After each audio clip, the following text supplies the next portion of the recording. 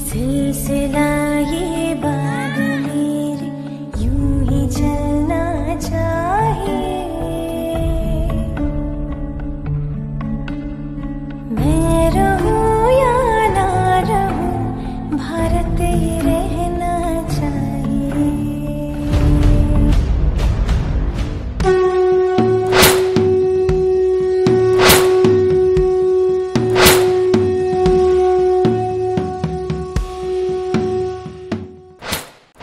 दिन 7वां। लुकवासा से झांसी। आज झांसी जल्दी पहुंचने की ठान ली थी, इसलिए सुबह जल्दी उठकर दिन की शुरुआत 5 बजे की।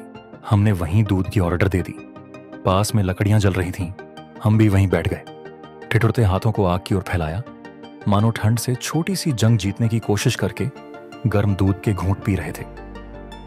अंधेरा अब भी आसमान में छाया हुआ था और ठंड ने अपने पंजे गाड़ रखे थे। ठंड बहुत लग रही थी, मानो हर सांस के साथ जैसे बर्फ की ठंडक भीतर उतर रही थी। कोहरा हल्का था, पीछे से आने वाली रोशनी की वजह से हमारा ही प्रतिबिंब आगे कोहरे में झलक रहा था। हमने वो जादुई पल मोबाइल में कैद कर रहे थे। सड़क के किनारे लाइट के खंभों से आ रही रोशनी अंधेरे में हमारा सहारा बनी हुई थी, लेकिन जहां खंभे नहीं थे वहां अंधेरा घना एंड डरावना लगने लगता था।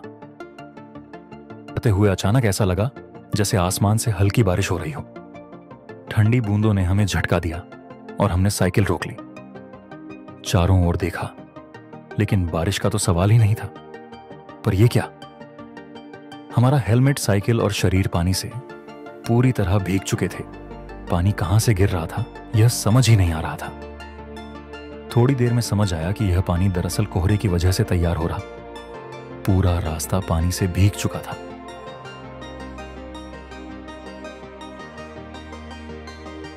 कुछ दूर चलते ही हवा की नमी कम हो गई, लेकिन कोहरा अब भी हल्का सा बना हुआ था।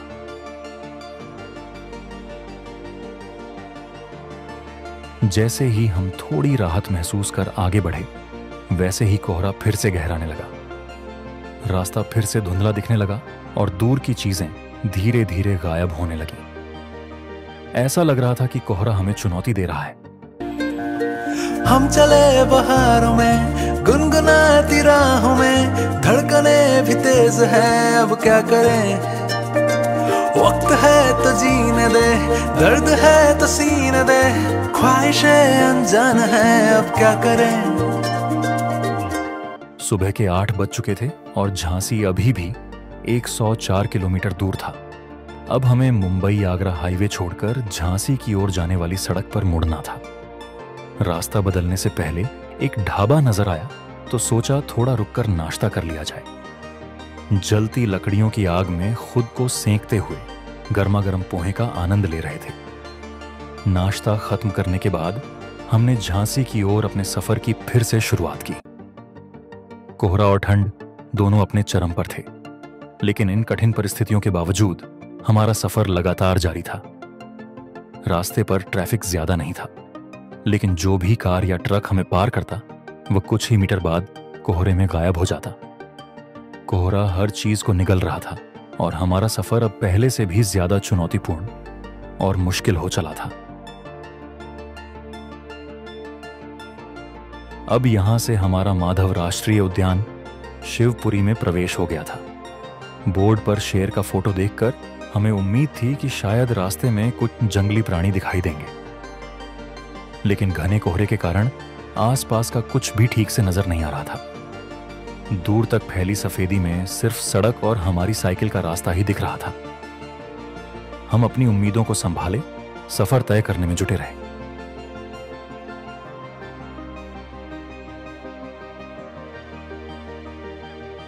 कुछ देर बाद हम मध्य प्रदेश के सबसे लंबे नदी पुल से गुजर रहे थे, जिसकी लंबाई लगभग 2 किलोमीटर से भी ज्यादा थी। यह नजारा बेहद शानदार था। ठंडी हवा और कोहरे के बीच पुल पर साइकिल चलाने का अनुभव अद्भुत था। हमने यहां रुककर फोटोग्राफी का भरपूर आनंद लिया। इस खूबसूरत पल को कैमरे में कैद करते हुए अपने सफर को यादगार बनाया।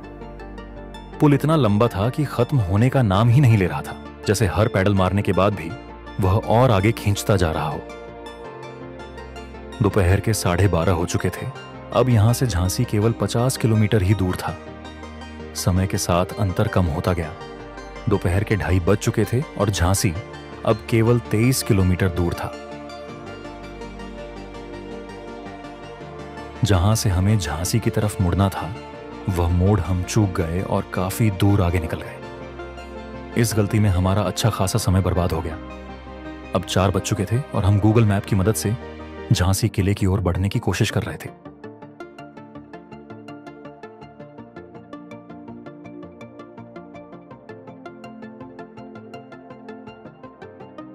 थोड़ी देर भटकने के बाद आखिरकार हम सही रास्ते पर आ गए और राहत की सांस ली।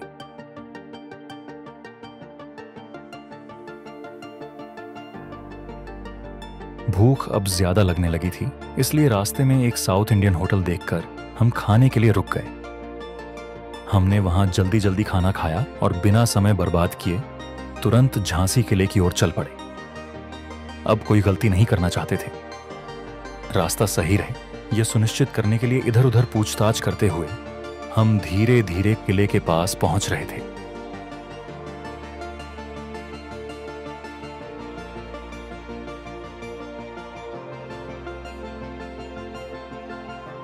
अब यहां से आगे केवल पैदल ही जाना था, इसलिए हमने अपनी साइकिल पार्किंग में लगाई और झांसी किले की ओर निकल पड़े।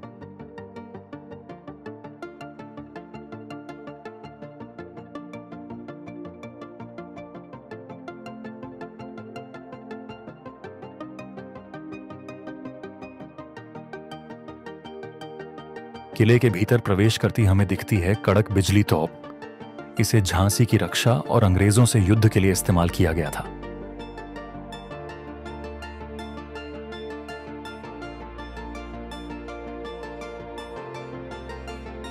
जैसे जैसे हम किला देख रहे थे, वैसे वैसे झांसी पर बनी फिल्मों में देखे गए दृश्य हमारी आंखों के सामने जीवंत हो रहे थे।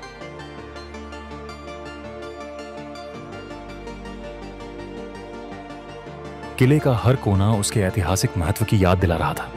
खासकर किले की सफाई और इसे संरक्षित करने के प्रयास देखकर बहुत अच्छा लगा।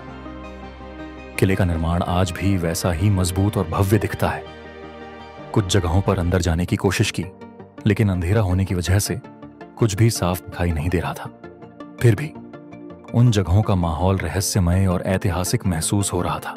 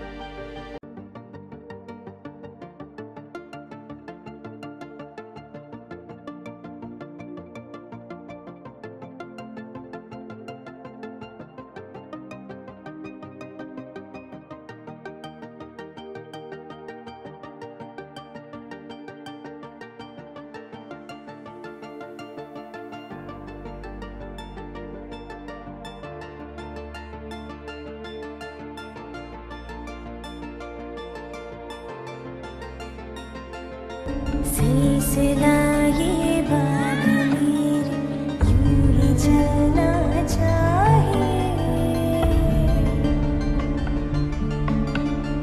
मैं रहूं या ना रहूं, भारत ये किला देखने के बाद हमने भोजन किया और फिर होटल राज पैलेस में रुकने का निर्णय लिया। इसी के साथ हमारा 7वां दिन 142 किलोमीटर की साइकिल सफर करके समाप्त हुआ। अगर आपको हमारा ये सफर पसंद आया हो तो चैनल को लाइक करें, सब्सक्राइब करें और आने वाले रोमांचक वीडियो के लिए जुड़े रहें। धन्यवाद।